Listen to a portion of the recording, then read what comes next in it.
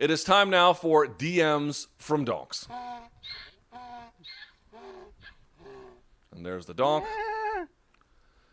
All right, BC. Let's go to our first question, if we can, from GameBread93. I do not believe this is Jorge Masvidal. They ask, who is the smallest fighter that could go back and win UFC 1? Ooh, great question. That's a great question, actually. But okay, here's I gotta have you settle it though. Would they be as skilled as they are today? Because yes. The lack of skills. All right. Yeah. Like you could say, like I guess what the question is asking is someone you could have now and send them back in time. I mean, those big guys, Luke, at UFC 1 they didn't have, I don't even know if they had one skill, some of them, right? Like there was some pretenders there. Let's start here. St. Pierre would beat them all, right? Yeah, his combination of wrestling and even average to above average level of jiu-jitsu. He's an all-time great, but even just that alone, I think could beat a lot of these guys, right? All right, so then let's go down a weight class. Khabib? Yeah, dude, he would. Yeah. I don't want to get too crazy here. I mean, because Royce Gracie was a light heavyweight, right? When he was doing that, I know he was small, but he looked super more small. I think more like welter middle. Remember, he fought Matt Hughes at 160. I thought he fought Matt Hughes at sorry, welter, what right? I'm saying, 175. Sorry, yeah, 5 pounds above welterweight, 175. Okay, yeah. When I said light heavyweight, I was thinking boxing 175 is light heavyweight. Sorry. So I didn't. Yes. Sorry, no, that was my fault there. All right, so he's basically a middleweight in there against them. Yes, GSP is skilled enough and tough enough. Yeah, honestly, I'm gonna say Volkanovski could do it. Dude, right? Well, just to seal Khabib, their understanding of basic jiu-jitsu, outside of Ken Shamrock or it Chemo didn't exist. was exist. not there. Yeah. Was not there at all. And also they have no takedowns. Like, look at what Volkanovski can do. He can stick and move. They don't know how to trap him in a corner. They're big, but the guy played rugby. Couldn't he find a way? I remember it's open weight, right? So he's going to come in at whatever weight he wants. He wouldn't get too blown up, obviously. But the point being is, we have a little bit of wiggle room. He could come in there, leg kick his way to just destroying those guys. They've never even heard of leg kicks or taken them before. That didn't happen until later on with Marco Huas, King of the Streets. So, how big was Hackney? Remember, was it Keith Hackney? How big was he?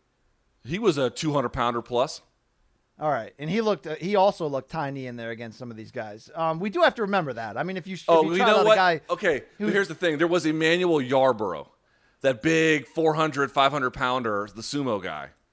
So, yeah, because Volkanovski's not going to get him off of him. I'm thinking like Keith Hackney's like a bantamweight, just because that your memory is tough. But if he's 200 pounds, could somebody like a Volkanovski hurt because there are Gerard Gordeau, whatever, the guy that fish hooked the guy's eye out. Gordeau, yes. that guy had some skills for a big guy. I mean, there were some. All right, there were a lot of fake guys, right? What I mean by fake is they had blown up credentials, correct? There was some blown up credential guys. Yes. In there, all right. There was some weekend warriors. You remember that guy who fought in the wife beater and he had the mullet from Canada, Harold Howard Morgan or whatever, and he would do he had the Rolling Thunder kick. If you're gonna come on, we got a saying in Canada. If you're gonna come on, brother. All right. I don't know about Volkanovski. Now, didn't we see in the what was the movie that followed Royce's brother? Through the Japan tournament. Oh, the Hickson documentary, Choke. Yeah, and there was a little guy. How little was that guy who was having success in those fights? No, the little Asian guy who was in Hickson's tournaments, or not Hickson, the other guy. I've forgotten. All right, this is devolving into that guy, the other guy. No, the other guy, the brother. No, the other brother. I'm gonna say Khabib. Can I stop at Khabib? I think, and again, if it wasn't for the big sumo guy, I would even say Volkanovski could do it. But just the ability to reach somebody like who's 6'7" or something, that's going to be hard. But Volkanovski is a possibility. I think Khabib is a lock. Then again, BJ Penn, I know he didn't beat Machida, but he competed at an early time and was competitive. I mean, Tony Ferguson, I'd basically level it out at super elite lightweights. Yeah, I agree with that. Okay. We go next to, I'm not sure what this one is. I'll put it up on the screen. Ood Player 88. Which one you'll pick between these two alternate fight careers? uninjured Cain Velasquez or uninjured Dom Cruz? Which one would have had a more impact on MMA? BC, it's got to be uninjured Cain Velasquez, right? Absolutely, because the competition at heavyweight, the skill and cardio level, the advantages that he had over the field, that's my great lament. We've been through this a million times, but Cardio Cain, the guy, not C-level Cardio Cain, excuse me. That guy, Luke, is the eye test, the greatest heavyweight I've ever seen. He still is. He still is, okay? That performance over Brock Lesnar at UFC 121, I don't think folks understand how big that was. That was, you could feel he took over MMA with that win. And I'm not going to sit here and excuse his loss to Verdum. He lost it, and Verdum's an all-time great. But you certainly can excuse the JDS loss, the first one, because of the knee injury and how one-sided the second and third fights were. I would have loved Luke to have seen him run that table and even fight as Stipe was rising. I would have loved that fight. That's the guy. Dom Cruz, you got to give him so much credit for what he accomplished, in and around all of those injuries. But I feel like the competition would have caught up with him eventually. Correct? I mean, here's the thing. Bantamweight, to me, the talent has passed Cruz by, which is no slide on Cruz. You can't remain the top dog forever. Eventually you will slide, and that's just the way things go. So to me, it's a function of the inevitability. The ocean tide will always win. You can't fight it forever. That's the way I look at it. To me, you could take the heavyweight, Cain Velasquez, that beat Brock Lesnar, and I'd still put him to beat any heavyweight alive today. Would you agree? Yes. As you look at your phone? Yeah. Well, yes. Yeah. Sorry, I was teeing up the have you seen this shit so I don't fall behind when it's time, Luke. Do you not agree that that guy would still be very, if not the best heavyweight alive, very competitive with any heavyweight today? Absolutely could beat anyone on his best day. He was ahead of his time in certain skill elements for that division too, including stamina. I mean, he was way ahead of his time. So yes, that guy beats them all.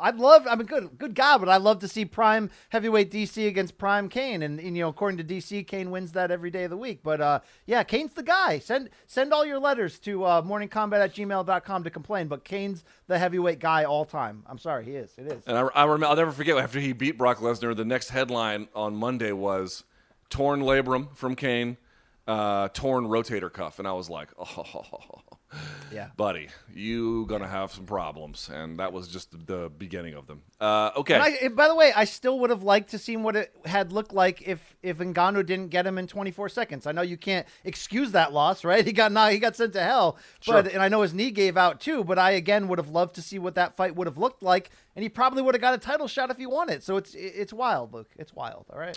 All right. We go to Liam O'Brien, BC. And they ask, who is the better mythical fighter, speaking of which?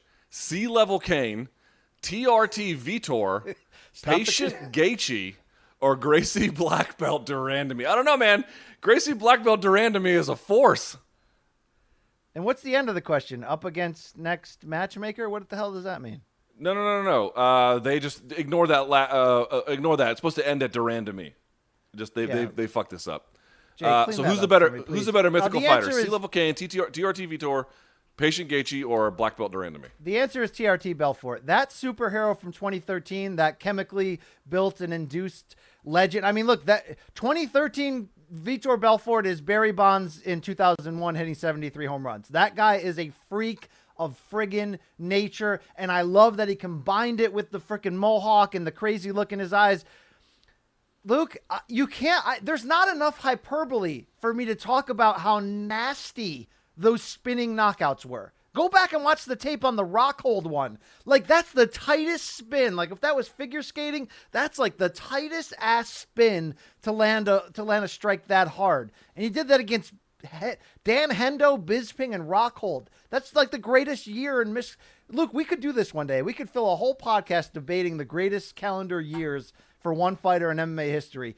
2013, juice to the gills, Vitor Belfort is my man. I will put him up against all your heroes, and he will win, okay? I'm still going to say Level Cain, but the reason why is because Vitor was, this was proven. He had super elevated levels of testosterone when he fought John Jones. There's actually documentation to this fact, and he still couldn't beat John Jones. So, granted, that was the prime John Jones. He almost did, okay? He almost did. He fucked up his arm, but he still didn't. He almost did. Level Cain, to me, I'm still going to go with that. But I would, if we had to make a power ranking, I would go Level Cain 1, TRT Vitor 2, and then probably patient Gaethje 3, Randamie 4. You would go what? Vitor 1, Cain 2, Gaethje 3, Randamie 4? How about this? 2013, both healthy. Matchup Monday, no drug testing. Mohawked Belfort on TRT against Cain. I know you have to favor Cain, but I like the possibility that Vitor can catch him. All right, he was a superhero. He was a laboratory creation.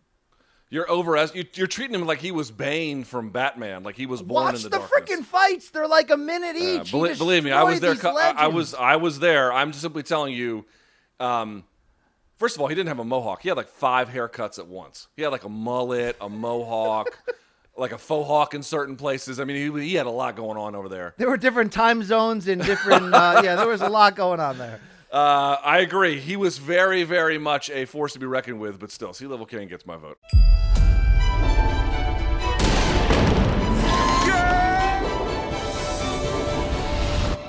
Are you in? This is our time. The world's changed, and you are right in the center of it. I don't know what's ahead, but all bets are off.